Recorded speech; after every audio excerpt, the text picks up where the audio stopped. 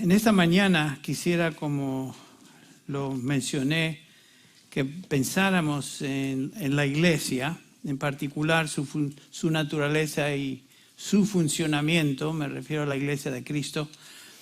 El domingo pasado tuvimos la oportunidad de pensar en el Salvador de la iglesia y nos dice el pasaje en el versículo 21 de Mateo 1 que el ángel le dijo a José que le darías por nombre Jesús al Señor. Jesús, Yeshua, que quiere decir Jesús, que Jehová salva.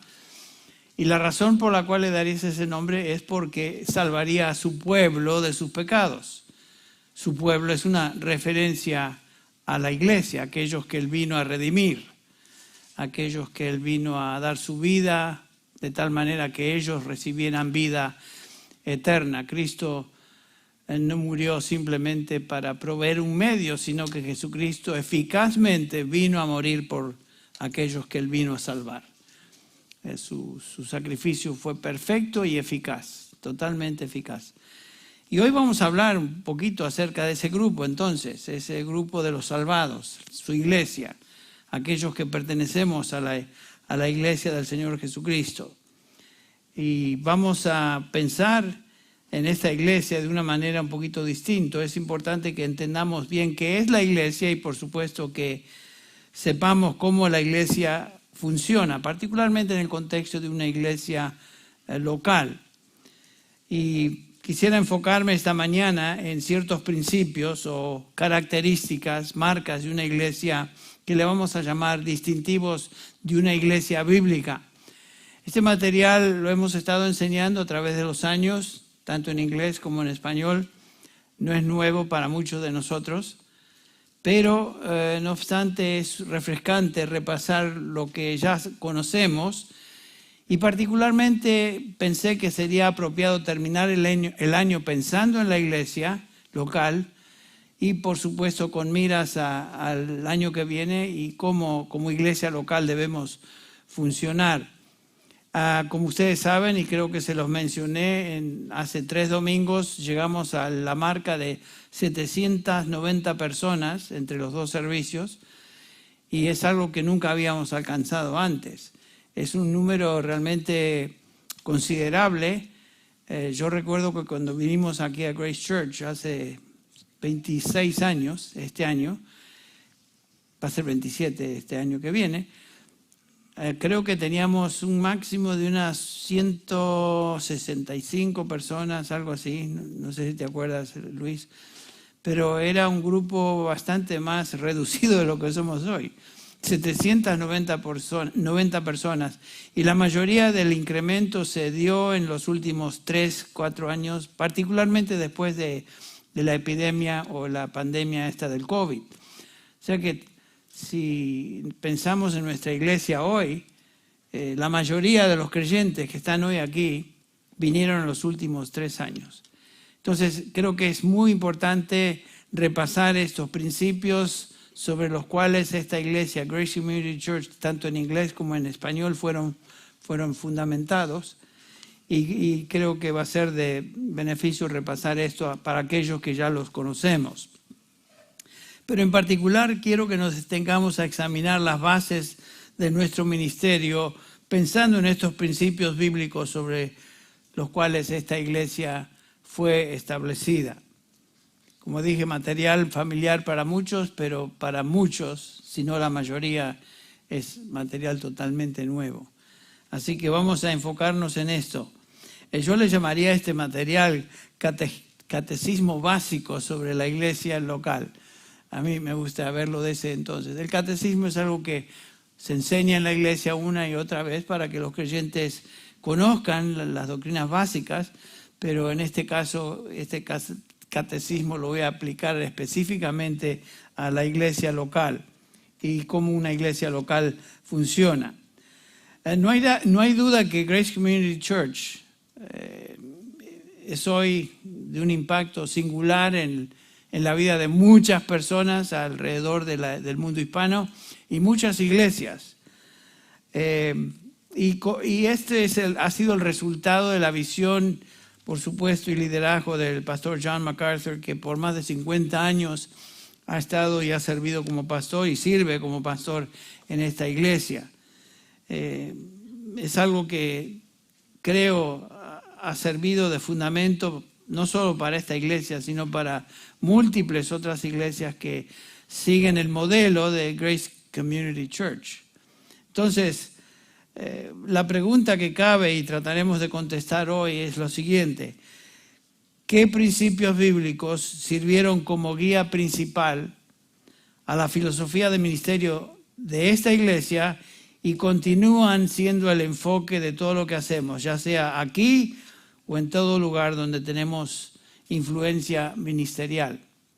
Lo mencioné en el primer servicio, pero ustedes espero que estén conscientes de que en los diseños de Dios, en su providencia, en su soberanía, este ministerio hispano de Grace Community Church ha servido de influencia a múltiples iglesias alrededor del mundo hispano. Y no fue por diseño nuestro, no fue porque lo buscábamos, simplemente en su providencia el Señor decidió usar a esta congregación y todavía está siendo de impacto en tantos lugares de donde se habla español y se establecen iglesias. Ustedes conocen a la mayoría de nuestros misioneros que han salido de Grace Community y han salido del ministerio hispano.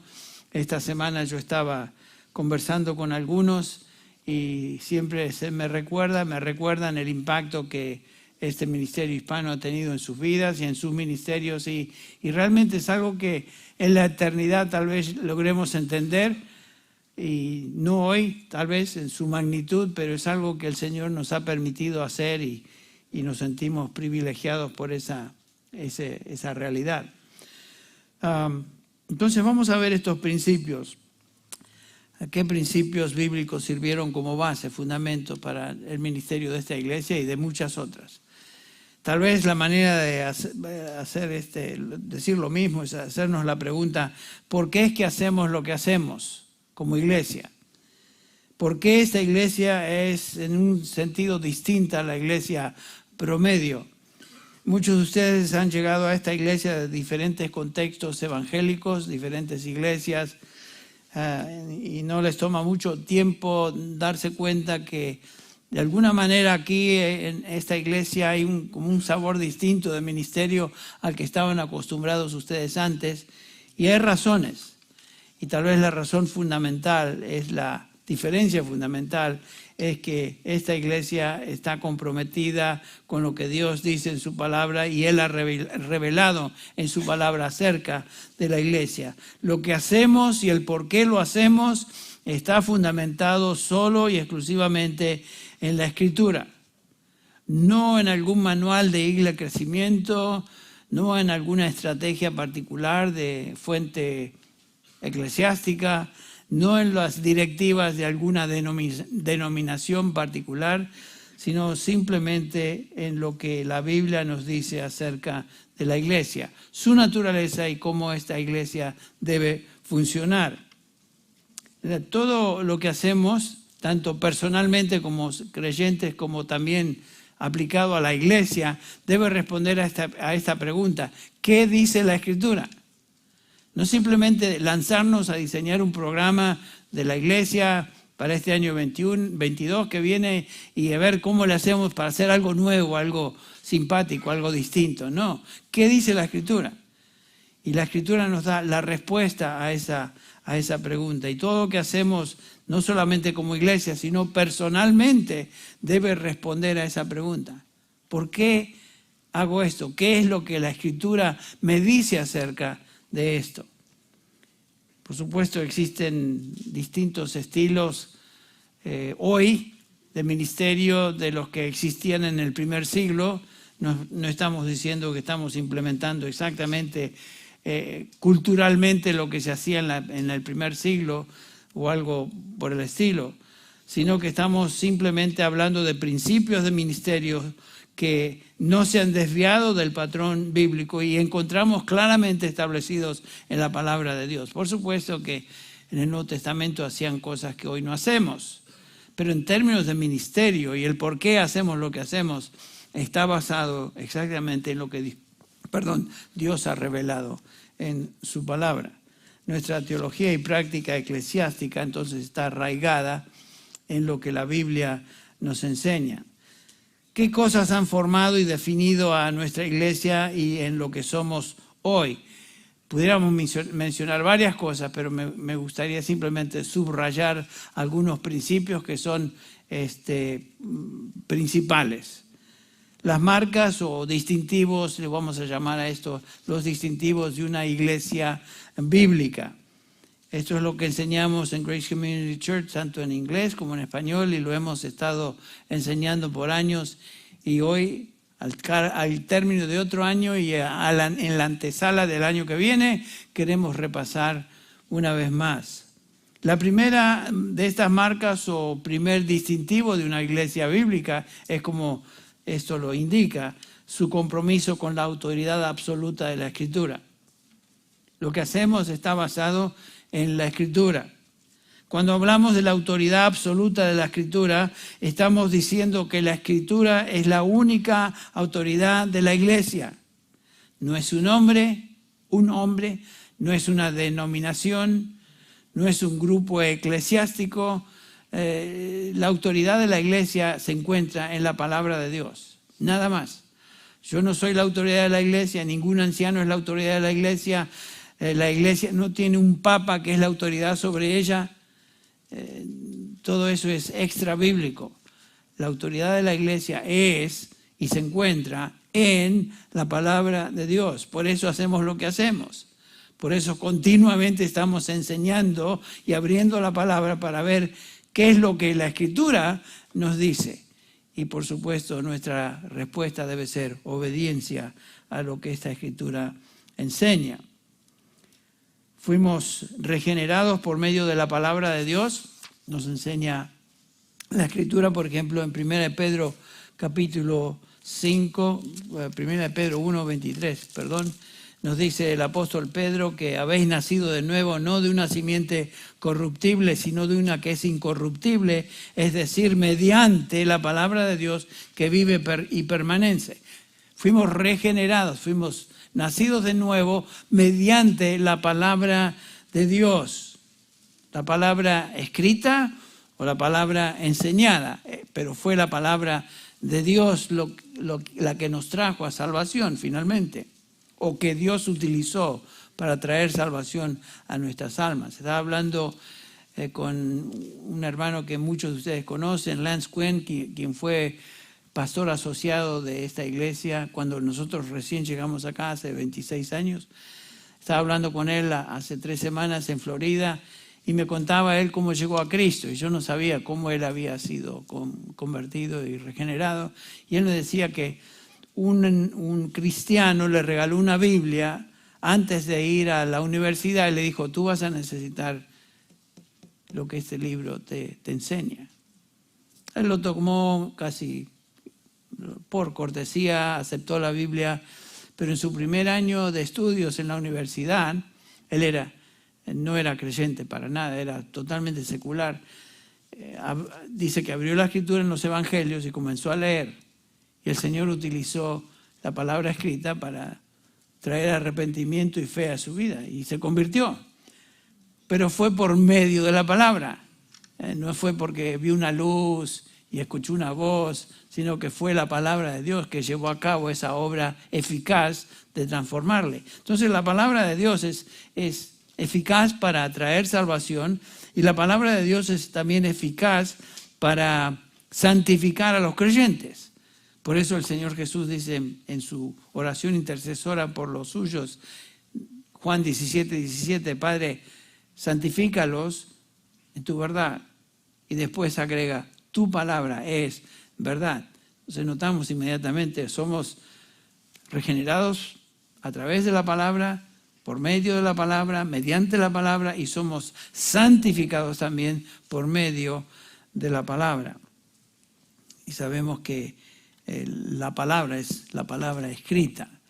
Y nos dice Pablo en 2 de Timoteo 3:16 que toda escritura toda escritura, en el Antiguo Testamento, Nuevo Testamento, toda escritura es inspirada por Dios y útil para enseñar, útil para redarguir, útil para traer justicia, traernos a justicia, que es lo que la palabra hace. Toda palabra es inspirada por Dios. En las últimas palabras de Pablo, escritas, reveladas en el Nuevo Testamento, en 2 de Timoteo 4:1, Pablo dice lo siguiente a Timoteo, le dice: mira, Timoteo, te encargo solemnemente en la presencia de Dios y de Cristo Jesús, que ha de juzgar a los vivos y a los muertos por su manifestación y por su reino, predica la palabra. Timoteo, tú como siervo de Dios, como pastor que eres en Éfeso, tu función primordial y responsabilidad es predicar la palabra. Ese es el mandamiento. Y claro, ¿qué otra cosa va a predicar? Si el medio que Dios utiliza para salvar es su palabra y el medio que Dios utiliza para santificar es su palabra, ¿qué nos queda hacer sino predicar, enseñar la palabra? Cada vez que una persona entra en una iglesia bíblica, la iglesia o las personas que entren a esa iglesia deben estar escuchando la palabra. Una iglesia bíblica se distingue entonces por su compromiso con la palabra. Por eso los pastores de una congregación bíblica deben responder obedientemente a la exhortación de Pablo a Timoteo, en 2 Timoteo 2:15, cuando le dice: procura con diligencia presentarte a Dios aprobado, como obrero que no tiene de qué avergonzarse. ¿Cómo es que un obrero de Dios no se va a avergonzar? Por lo que sigue, que maneja con precisión la palabra de verdad. Un obrero, un pastor, un anciano, un presbítero y todos términos intercambiables en el Nuevo Testamento, debe distinguirse por ser una persona comprometida con la palabra y trazarla dentro de sus posibilidades con precisión. Ese es el llamado. Esa es la responsabilidad principal. Hablando a los tesalonicenses, Pablo les escribe en 1 Tesalonicenses 2:13: por eso también nosotros sin cesar damos gracias a Dios de que cuando recibisteis de nosotros la palabra del mensaje de Dios, la aceptasteis como la palabra, no como la palabra de hombres, sino como lo que realmente es la palabra de Dios, la cual hace su obra en vosotros los que creéis. Noten que la palabra de Dios es viva y eficaz. Más cortante, dice Hebreos, que espada de dos filos. Y como leímos o nos referimos a 2 Timoteo 3:16, es útil para enseñar, para reprender, para corregir, para instruir en justicia. La palabra de Dios hace su obra. Por eso la predicamos, por eso la enseñamos.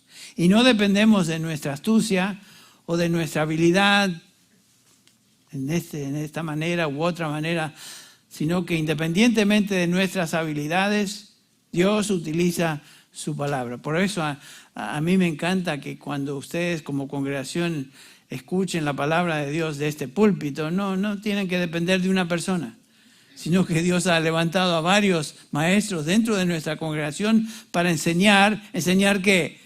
Algún estilo particular, enseñar su astucia, enseñar su personalidad. No, es enseñar la palabra, que es lo que trae conversión y es también lo que trae santificación en la vida de los creyentes. Pero la prioridad del ministerio y de la iglesia, del ministerio en la iglesia, es la predicación de la palabra. Hechos 6:4 nos hace claro eso cuando expresa Hechos 6:4, los líderes de la iglesia primera en Jerusalén, los líderes ancianos pastores y también los apóstoles, nos dice lo siguiente: nos entregaremos a la oración y al ministerio de la palabra. Eso es lo principal. La oración y el ministerio de la palabra. Cuando predicamos la palabra, cuando enseñamos la palabra, estamos dando a la gente, a los creyentes, la perspectiva de Dios sobre cada aspecto de la vida. Nos dice Pablo que en 1 Corintios 2:16, que en la Escritura tenemos la mente de Cristo. Queremos saber lo que Él piensa, lo que Él desea. Vamos a la palabra. Ahí se encuentra la mente de Cristo. Cuando enseñamos la palabra de Dios, equipamos a los creyentes para llevar a cabo el ministerio de cada uno para la edificación del cuerpo de Cristo, como leímos allá en el capítulo 4 de Efesios. Y desde su comienzo, esta iglesia, Grace Community, se ha distinguido por su compromiso con la palabra, comenzando por supuesto con nuestro pastor John MacArthur y todos aquellos que han trabajado con él a través de los años, más de 50 años, compromiso con la palabra. Si hay algo que distingue a esta iglesia, es compromiso con la palabra, la distinción principal. Y junto con ese distintivo, con esa marca, tenemos que mencionar la que sigue, prioridad de la adoración. ¿Qué quiero decir con eso? Nuestra respuesta a Dios basada como iglesia se encuentra en la palabra de Dios. Nuestra adoración a Dios está basada en lo que Dios dice en su palabra. Si nuestro concepto de Dios es cerrado, así será nuestra adoración. Si nuestro concepto de Dios es un concepto bíblico de quién es Dios, Dios Trino, Dios Padre, Dios Hijo, Dios Espíritu Santo, así también será nuestra adoración a Él. Dios revelado como Dios Padre, Dios Hijo, Dios Espíritu Santo domina entonces nuestra experiencia de adoración a Él. Y cuanto más y mejor conocemos a Dios en su palabra, más genuina, más profunda, mejor será nuestra adoración a Él. A veces somos un poquito superficiales en cómo adoramos y pensamos tal vez que la adoración es un proceso mecánico donde nos paramos a cantar, está bien, nos paramos a expresar ciertas cosas, pero la expresión de adoración genuina y real es la que resulta de un conocimiento de quién es Dios y qué es lo que Él ha manifestado como su voluntad en su palabra. Y mi prioridad como pastor, la prioridad de cualquier maestro que se para en este púlpito es justamente traer la palabra de Dios a los creyentes y que eso dé como resultado una adoración a Dios como Él se debe recibir. ¿Se acuerdan la experiencia del Señor Jesús, la charla, la conversación que Jesús tiene con la mujer samaritana ahí en el capítulo 4 de Juan, cuando leemos en el versículo 23, la hora viene y ahora es cuando los verdaderos adoradores adorarán al Padre en espíritu y en verdad, porque ciertamente a los tales el Padre busca que le adoren. Noten esto, Dios es espíritu y los que le adoran deben adorarle en espíritu y en verdad. La adoración debe ser el resultado del conocimiento de la verdad de Dios revelada. Y noten eso, que verdaderamente adorar a Dios es entender la verdad de Dios y como resultado de eso ahora traemos nuestra adoración a Él. Ahora, esta adoración no se limita a adorarle aquí en un servicio dominical o en un culto particular. Nosotros adoramos a Dios en nuestro tiempo devocional, en nuestro tiempo a solas con Él. A veces cantando, a veces simplemente pensando, teniendo pensamientos de adoración y alabanza al Señor. El Señor no necesita que cantemos a Él para recibir adoración. Algunos de nosotros mejor que ni cantemos porque no sonamos tan bien que digamos. Pero el punto es que Dios se complace en la adoración de su pueblo basado en lo que Él ha revelado. Y cuando adoramos a Dios tenemos que pensar en quién es Él, a quién nos dirigimos. Bueno, un concepto alto y sublime de Dios va a traer como resultado entonces una adoración apropiada, coherente con lo que creemos. Y como dije, a veces, nuestro problema fundamental a veces es que somos muy superficiales en lo que hacemos y negligentes a veces en el conocimiento de su palabra. Y por supuesto eso tiene impacto, tiene consecuencias. Si yo soy superficial en el trato de la palabra de Dios, en mi propio estudio, en el conocimiento que tenga yo de la palabra de Dios, si soy negligente y superficial, no voy a adorar a Dios como Él se lo merece, porque de esa manera también va a ser mi adoración superficial. En este culto nuestra audiencia es Dios, no es la gente. no es lo que están aquí. La audiencia es Dios. Nuestras alabanzas se dirigen a Él por medio de himnos, oraciones, pensamientos en respuesta a lo que escuchamos. Todo eso es adoración. No nos limitamos simplemente a cantar himnos. Bueno, entonces en la medida que mejor entiendo a Dios en su palabra, en esa medida voy a poder elevar adoración apropiada a Dios. Otra marca de una iglesia o distinción, distintivo tal vez de una iglesia bíblica es claridad doctrinal. Por supuesto, si los primeros dos puntos son realidad, comprometido con la palabra, comprometido con la doctrina, entonces el resultado va a ser compromiso, va a ser claridad doctrinal. Si conocemos lo que Dios dice, en esa medida vamos a ser claros en enseñar la doctrina que está en la Escritura. La Biblia demanda que seamos claros en nuestros principios y convicciones basados en la Escritura. La Biblia enseña principios, enseña doctrinas que los creyentes deben entender para desarrollar convicciones que les guíen a vivir de acuerdo a la voluntad de Dios. La doctrina no es muerta, como algunos dicen y piensan. La doctrina es fundamental para vivir en obediencia a lo que Dios nos dice. Por eso tenemos clases aquí de fundamentos de la fe. ¿Creen que ustedes que damos estas clases para mortificar a los nuevos creyentes con algo más que hacer? No. Queremos que los creyentes entiendan, comprendan la doctrina. Y saben que la doctrina no se entiende así de la noche a la mañana. La doctrina no es algo que uno reciba, escuché este sermón, ya lo tengo, ya tengo todo lo que debo saber en cuanto a doctrina. No, es el resultado de la enseñanza sistemática, continua de la palabra de Dios. Y pasar por cursos como fundamentos de la fe, en el caso nuestro, es fundamental para la salud de la iglesia.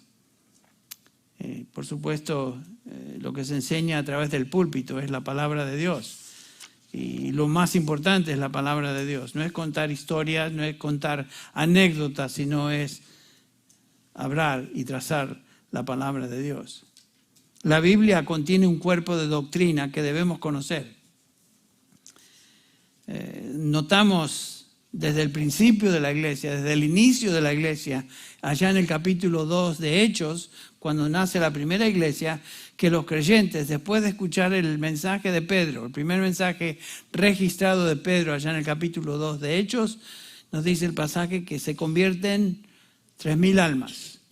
¿Y qué hacían estas 3.000 almas? Estos 3.000 personas que han sido cambiadas, salvadas, regeneradas, ¿qué hacían? Versículo 42 de Hechos 2 nos dice que se dedicaban continuamente a las enseñanzas, o sea, a la doctrina de los apóstoles. Es fundamental. No es suficiente decir que uno es cristiano. No es suficiente decir que yo amo a Jesús, que soy evangélico. Debo conocer la doctrina del evangelio. Por eso debemos enseñarla y los creyentes deben apegarse y ser obedientes a la misma. Uno debe ser claro en cuanto a las verdades y doctrinas que tienen que ver con la salvación. Básico, fundamental. ¿Quién es Jesús? ¿Qué es lo que exactamente logró Jesús en la cruz? Uno debe conocer y estar convencido en la doctrina de la redención y sus implicaciones. Estaba leyendo de Lloyd Jones que una persona que es inestable en su doctrina va a ser inestable en toda su vida. Porque no conoce en qué se guía, en qué se basa, qué es lo que lo gobierna. Son sus ideas, son sus emociones, son su estado de ánimo, ¿qué es? Si no es la doctrina revelada, un creyente va a ser inestable en todo lo que hace.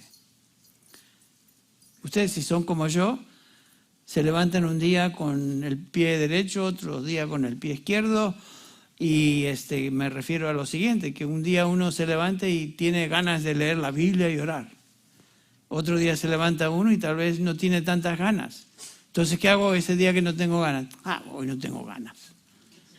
No vamos a responder de esa manera, porque yo debo conocer y estar comprometido con la doctrina independientemente de lo que yo sienta o mis emociones en ese momento. No podemos dejarnos llevar por eso. Y volviendo a nuestro estudio, desde su comienzo esta iglesia, Grace Community Church, ha sido clara en lo que se enseña en la doctrina. Pablo escribe a Timoteo y a Tito en cuanto a la responsabilidad clave de los líderes y pastores de una congregación y su función básica en la iglesia, y le dice Pablo a Timoteo, 1 Timoteo 3:1, palabra fiel es esta: si alguno aspira el cargo de obispo, buena cosa desea. Si alguno desea ser pastor y líder, excelente cosa que desea. Pero hay algo detrás de eso. Un obispo debe ser irreprensible, marido de una sola mujer, sobrio, prudente, de conducta decorosa, hospitalario, y después agrega y subraya el único elemento que tiene que ver con la función principal de un pastor, que es esta: ser apto para enseñar. ¿Qué va a enseñar? La doctrina de los apóstoles, la doctrina a la cual la iglesia desde el inicio se dedicó. No vamos a enseñar ideas, no vamos a enseñar una manera nueva de pensar, no vamos a enseñar lo que es de moda en el momento. Tenemos que enseñar lo que Dios ha declarado y revelado en su palabra, su doctrina. El único elemento entre los requisitos para ser pastor que tiene que ver con la función y habilidad del pastor es que sea apto para enseñar. ¿Enseñar qué? Enseñar doctrina. Si hay algo que me da un sentido de tranquilidad y paz y alegría cuando otros toman el púlpito, sea en la escuela dominical o sea en este púlpito acá, yo sé que lo que se va a enseñar a través de este púlpito en Grace Community Church, inglés o español, va a ser doctrina apostólica. Eso trae tranquilidad, porque sabemos que es la doctrina, la palabra de Dios que Él utiliza para causar los efectos que acabamos de mencionar: conversión y santificación. Pablo se dirige a Tito, uno de los líderes de la iglesia, líder principal de la iglesia en Creta, y le dice que un anciano debe ser hospitalario, amante de lo bueno, prudente, justo, santo, dueño de sí mismo, que retiene la palabra fiel que es conforme a la enseñanza, para que sea también capaz de exhortar con sana doctrina. Y eso tiene que ver con su enseñanza a otros. Y refutar a los que contradicen. En Tito 2:1, en cuanto a ti, le dice Pablo, enseña lo que está de acuerdo con la sana doctrina. Esta es la función principal de un pastor: enseñar, ser apto para enseñar la sana doctrina. Otro punto que quisiera subrayar, distintivo de una iglesia bíblica que ha sido característico de nuestra iglesia a través de los años, es que posee discernimiento espiritual. Posee discernimiento espiritual. Donde hay instrucción sistemática, expositiva de la palabra de Dios, va a haber discernimiento en términos de los creyentes. Los creyentes van a entender. Esta ha sido una continua característica del liderazgo pastoral en esta iglesia, comenzando con el pastor MacArthur y aquellos que sirven con él. Por años, ustedes saben, he viajado a lo largo y alto de este hemisferio, particularmente Latinoamérica, pero también en España. Y si hay algo que la iglesia en general padece o no posee, es discernimiento espiritual. Porque muchas cosas se creen y se piensan y aún se enseñan cuando no tienen base bíblica. Y muchos creyentes, como ustedes saben, dicen amén a un montón de cosas que no deberían decir amén, porque eso es falso. Eso no va de acuerdo a la palabra de Dios. ¿Qué revela esa actitud? Falta de discernimiento. Poder distinguir entre lo que es falso y lo que es verdadero. Entonces, un alto concepto de la Escritura, un alto concepto de Dios, claridad doctrinal y ahora, por supuesto, discernimiento espiritual, que es el resultado. Pablo se dirige a los creyentes en Tesalonicenses y les dice en 1 Tesalonicenses 5:20, no menospreciéis las profecías, antes bien examinadlo todo cuidadosamente. Escuche eso. Examinadlo todo cuidadosamente, retened lo bueno. Debemos tener la habilidad de discernir en lo que es bueno y aquello que no es bueno. dirigiéndose a los creyentes en el apóstol Juan, en 1 Juan capítulo 5, les dice que debemos tener cuidado con lo que oímos. No todo lo que se escucha realmente es palabra de Dios. Primera de Juan capítulo 4, dice el apóstol Juan lo siguiente: amados, no creáis a todo espíritu, sino probad los espíritus para ver si son de Dios, porque hay muchos falsos profetas que han salido al mundo. O sea, hay cosas que se enseñan por ahí que no tienen nada que ver con la palabra de Dios, y lo único que nos previene es si sabemos discernir entre lo que es falso y lo que es verdadero. Es el mismo principio que Lucas enseña ahí en Hechos capítulo 17, versículo 11, en referencia a los de Berea. Ustedes recuerdan cuando dice: estos eran más nobles que los de Tesalónica, pues recibieron la palabra con toda solicitud. ¿Pero qué hacían? Escudriñando diariamente las Escrituras para ver si estas cosas eran así. Eso nos indica que había discernimiento. No aceptaban todo, sino que escudriñaban a diario las Escrituras para ver si estas cosas son de lo que han escuchado y lo que se ha enseñado. Es una virtud que debemos desarrollar como hijos de Dios. No leer a la ligera, no escuchar a la ligera, sino con atención, escudriñar. Y cuando estudiamos la palabra de Dios, hacer eso, fijarnos en la palabra con detenimiento, en una actitud de oración y una actitud de meditación. Yo recuerdo, como mencioné en la primera hora, que leyendo la biografía de George Mueller, nos dice en su biografía que él tenía la costumbre de simplemente preparar material para enseñar a otros, tomando de aquí, tomando de allá, este comentario acá, esta otra palabra acá, hasta que se dio cuenta que él tenía que ir directamente al Señor y rogar que el Espíritu Santo abriera su entendimiento para poder ser sabio en lo que enseñaba, tener discernimiento de lo que leía. Y él dice: a veces yo oraba y el Señor no me daba discernimiento hasta más tarde. A veces el Señor, cuando buscamos y escudriñamos su palabra, toma tiempo entender ciertas cosas.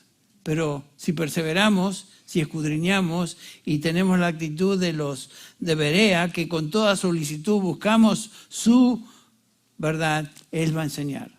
Él va a enseñar. Y por supuesto el Señor utiliza a hombres de Dios, maestros que Él ha puesto en la iglesia para enseñarnos también. Pero no tenemos que depender de otros, solamente tenemos que depender de la guía, dirección del Espíritu Santo que reside en nosotros para enseñarnos. Y es algo que demanda una actitud, como aquí nos dice el autor Lucas, de solicitud. Solicitud. Bueno, creo que eso es claro.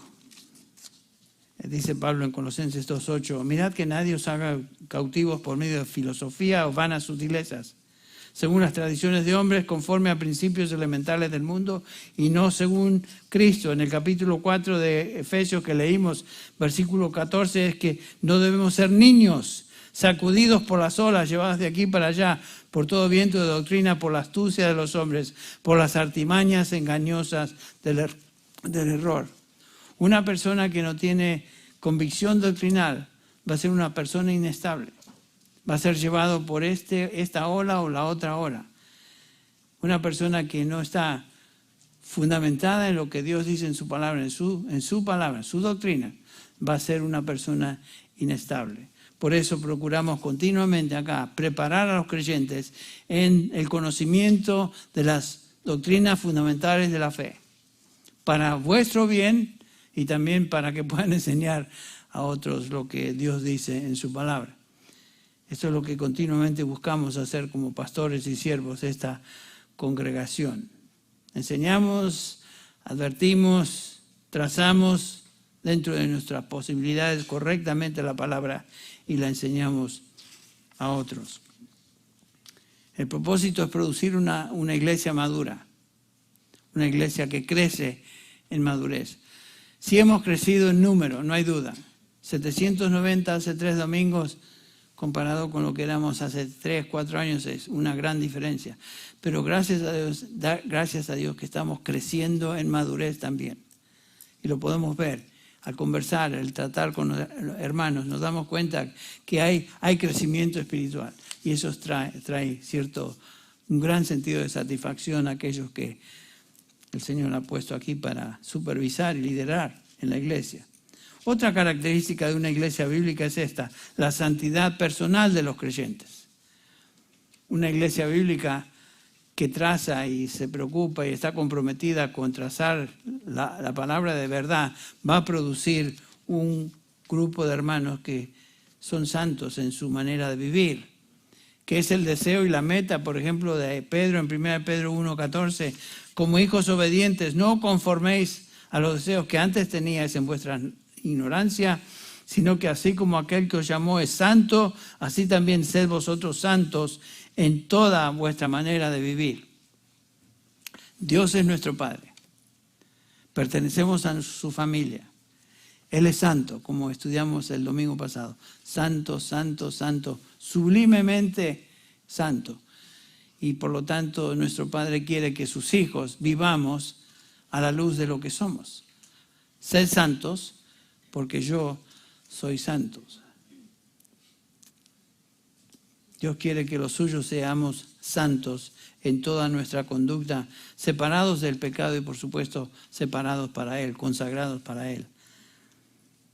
La santidad personal es crítica para la madurez de una iglesia y es lo que buscamos a través de nuestra enseñanza aquí. Y el Señor Jesús claramente nos dijo acá, en Juan 17:17, Padre, santifícalos en tu verdad, tu palabra es verdad. ¿Y saben qué? Es interesante, y ustedes sin duda lo han notado, que cuando no obedecemos ni perseveramos a la instrucción preciosa de nuestro Padre y a través de otros de seguir y obedecer la verdad por medio de preceptos, el Señor utiliza otros medios. ¿Se dieron cuenta? Otros medios que son mucho más radicales que simplemente leer y escuchar la palabra. Nos dice, de esto nos habla Hebreos 12:5. Hijo mío, no tengas en poco la disciplina del Señor, ni te desanimes al ser reprendido por Él, porque el Señor al que ama, disciplina y azota a todo aquel que recibe por hijo. ¿No es esto una bendición? Que si no aprendemos por las buenas, por decirlo así, vamos a aprender por las malas en este sentido, que Dios no va a permitir que sus hijos se desvíen y anden como se les dio la gana, sino que amorosamente y sistemáticamente va a disciplinar a los que le pertenecen. Dios no disciplina al mundo, Dios disciplina a sus hijos. Y Él se ha comprometido que esa obra que comenzó en la salvación nuestra la va a perfeccionar hasta el día de Jesucristo. Y esa obra de perfeccionamiento demanda que el Señor use su vara de reprensión cuando la necesitamos. Y gracias a Dios por eso. En Hebreos 12, el mismo capítulo de la disciplina, habla en el versículo 10. El autor de Hebreos se refiere a nuestros padres terrenales que nos disciplinaban por pocos días como les parecía, pero Él, nuestro Padre Celestial, nos disciplina para nuestro bien, noten esto, para que participemos de su santidad. Dios nos disciplina porque quiere que seamos santos en práctica. Eso es una bendición. Y a veces pienso, ¿qué sería de mí si el Señor no me hubiera reprendido un gran número de veces cuando lo necesitaba? Y fue a través de esa disciplina que aprendí cosas que debería haber aprendido simplemente siendo obediente a su palabra. Pero gracias a Dios por eso. Bueno, Dios demanda de los suyos un alto grado de santidad, santificación práctica, ser más y más como Él. Otra característica de una iglesia bíblica que ha distinguido a nuestra iglesia es la siguiente: pluralidad de líderes piadosos. Pluralidad de líderes piadosos. Yo diría que el elemento crítico en la vida y salud espiritual de una iglesia son sus líderes, los líderes de la congregación. Son los que dan la pauta y establecen el ejemplo de lo que una iglesia debe ser. El Señor ha puesto en su iglesia a hombres que Él llamó para que sean ejemplos a la congregación. De esto nos habla, por supuesto, 1 Timoteo 3, pero también de una manera singular el apóstol Pedro nos dice en Pedro capítulo 5, 1 Pedro 5, lo siguiente, cuando habla de los pastores. Capítulo 5 de 1 Pedro dice el versículo 1, por tanto a los ancianos entre vosotros exhorto yo, anciano como ellos, y testigos de los padecimientos de Cristo. Aquí Pedro habla como apóstol. Y también partícipe de la gloria que ha de ser revelada. Noten esto, pastoread el rebaño de Dios entre vosotros, velando por él, no por obligación, sino voluntariamente, como quiere Dios, no por la avaricia del dinero, sino con sincero deseo, tampoco como teniendo señorío sobre los que Dios os ha confiado. Noten eso, qué precioso. Dios ha confiado a los líderes de la congregación un rebaño. Y ellos son los responsables de la salud espiritual de ese rebaño. Eso nos debe afectar como líderes, como pastores. Y estas expresiones de pastores, en el Nuevo Testamento se refiere a cada iglesia tenía pastores, ancianos. No, en ninguna iglesia encontramos que había un mandamás, que había un dictador, que había alguien que decía lo que quería y todo el mundo respondía a él. Ese es Diótrefes, pero es un contexto feo, sino que en cada iglesia había ancianos, una pluralidad de líderes piadosos que dirigían y pastoreaban el rebaño. Los ancianos deben ser un grupo de individuos espiritualmente maduros, quienes cultivan su vida espiritual. Por eso Lucas nos dice en Lucas 20:28, tened cuidado de vosotros, ancianos, primero, y en segundo lugar, tened cuidado del rebaño sobre el cual el Espíritu Santo os ha colocado como supervisores. Cultivar nuestra propia vida espiritual y, por supuesto, cuidar de la vida espiritual del rebaño. Bueno, eso es lo que nuestra iglesia por lo cual se ha distinguido a través de los años, y gracias a Dios por esa realidad. Y me gustaría terminar con una final característica o un distintivo particular final, y es el siguiente: una iglesia bíblica fiel, una iglesia bíblica se caracteriza por comunión cristiana. Y aquí me refiero al ministerio mutuo de los creyentes.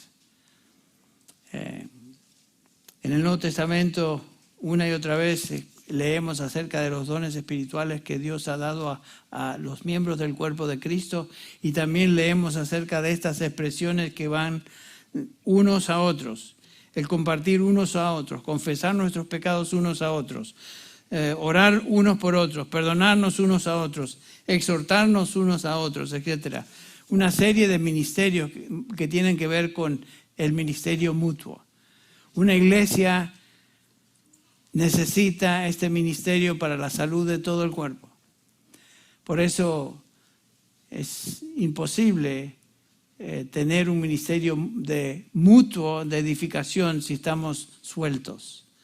Nos dice el autor de Hebreos en el capítulo 10 de Hebreos, no os dejéis de congregaros como es la costumbre de algunos. ¿Se acuerdan? Sino que debemos estar congregados, debemos estar juntos para poder ministrarnos unos a otros. Imposible ministrar a gente que está separada de nosotros por millas y distancia tremenda y no estar reunidos. Es imposible. Estaba leyendo ayer, creo que era justamente, que líderes de iglesias denominacionales estaban diciendo a los filigreses de estas iglesias que dado el Omicron y el grado de infección del Omicron, no vayan a las iglesias, quédense en su casa. Pero eso va contrario a lo que Dios dice en su palabra. No os dejéis de congregaros como tienen la costumbre algunos. Eso va opuesto a lo que Dios ha hecho. Es imposible ministrarnos unos a otros, ya sea por nuestros dones espirituales o por medio de los ministerios que podemos brindarnos unos a otros si no estamos juntos. Y gracias a Dios que el Señor ha mantenido a esta congregación como ha mantenido hasta hoy. Estamos juntos Y continuamos ministrándonos y seguimos ministrándonos porque vivimos como cuerpo de Cristo, estamos juntos. Y es la única manera de poder alcanzar y ministrar a otros. Si estamos juntos, conocemos sus necesidades, vivimos con ellos, compartimos con ellos, convivimos con ellos. ¿Saben que ese pasaje en Hebreos 10:25 no tiene excepciones? No dice el pasaje, no os dejéis de congregaros a menos que haya una pandemia, a menos que haya una epidemia, a menos que haya una infección contagiosa que cause devastación en la congregación. Nada de eso, jamás vemos una excepción. La palabra de Dios es clara, es de reunirnos juntos y ministrarnos unos a otros. Imposible de hacerlo si estamos separados. Tristemente hay iglesias evangélicas que han adoptado esa posición también, que no están reuniéndose porque el temor y el pavor a enfermarse. No estoy diciendo que no es bueno tener precauciones, guardar cierta distancia, y si tú tienes un catarro, un resfrío fuerte, no ir y abrazar a los hermanos y darles un beso fuerte aquí en la... No, ese no es el ósculo santo, ese es un ósculo infectado. Pero no estamos hablando de eso, estamos diciendo que como iglesia debemos estar juntos, debemos estar congregados. Y gracias a Dios el Señor nos ha permitido mantenernos de esa manera. Esta iglesia no es lo que es porque algo automático sucedió.